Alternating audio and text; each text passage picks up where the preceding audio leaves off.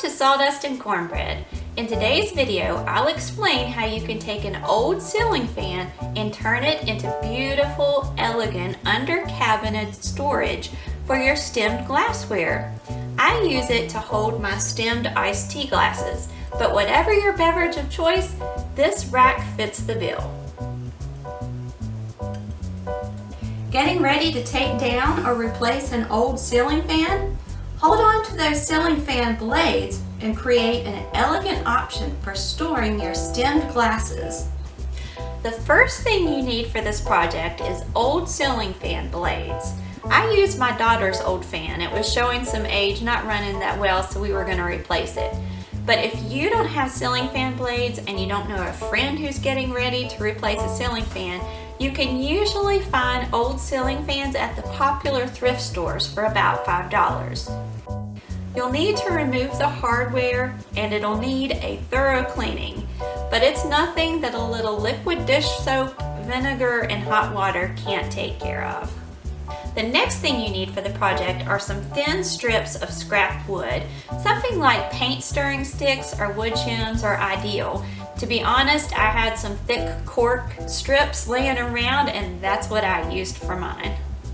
Lastly, you'll need a little bit of primer, a little bit of paint that matches your existing cabinets, a handful of screws, a couple of hot glue sticks, and a piece of thin trim molding that you can pick up at your local hardware store. The pattern that I chose was less than $6, which is the total cost of this project, $6 for this awesome glass stemware holder. But I got an 8 feet strip for less than $6, which is more than enough, and it's really easy to work with. My fan blades are 5.5 inches at the widest point and 20 inches long.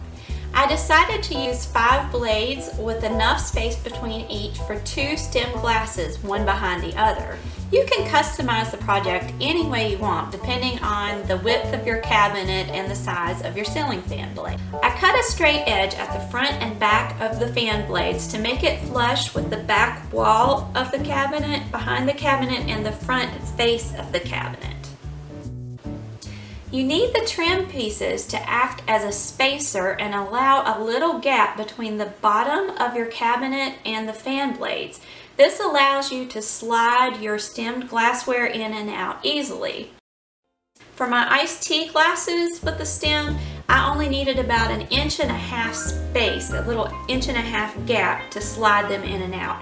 But again, that'll depend on the size of your glasses, how much space that you need for yours. The trim material is really easy to work with. It's lightweight, easy to cut. You could use a miter saw or even a handheld hacksaw to cut it. Really easy. And then what I did is I cut straight down the center of my trim every 3 inches, straight down, so that I could use that in the front and the back as a spacer for my blades. And I stacked a couple strips of corkboard that I had laying around, but these are some plastic shims. You could use wooden shims, you could use paint stirrers. Stack them on top of each other, put some hot glue in between and make like a little shim sandwich, and then take that and hot glue it to the top of your trim, flush there at the top.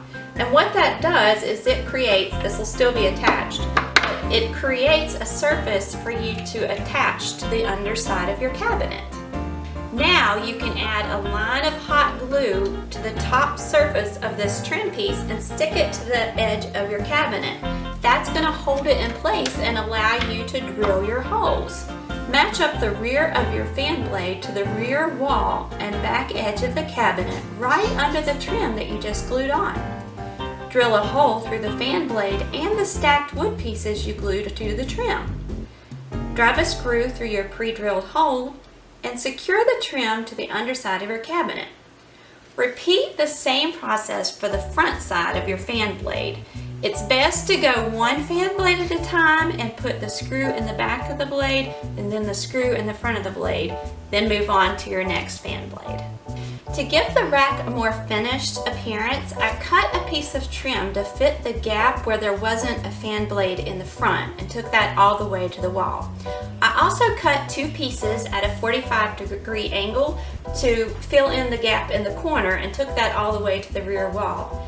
Don't be intimidated by cutting angles. It's really not as hard as it seems, and besides, it's less than $6 for 8 feet. You have a lot of trim to work with. Give everything a nice coat of primer. I put 2 coats of paint on mine to match my existing cabinets, and that's it. We have used and used this rack for several years now, and it looks as good now as it did when I first put it together. Of course, the color has changed a few times with each kitchen update. I have several upcycled and repurposed built-ins like this all over my home, but I think this one is my favorite so far.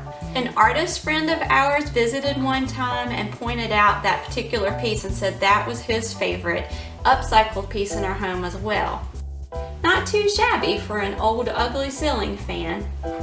To learn more about this project, click the blog link I posted below in the video information area. Also, be sure to click the link and be my guest at the Sawdust and Cornbread blog. I post all kinds of DIYs and other home improvement ideas using the things you have several times a week. Join me right here on YouTube next week for another exciting DIY to turn the home you have into the home you want. Thanks for joining me. See you next week.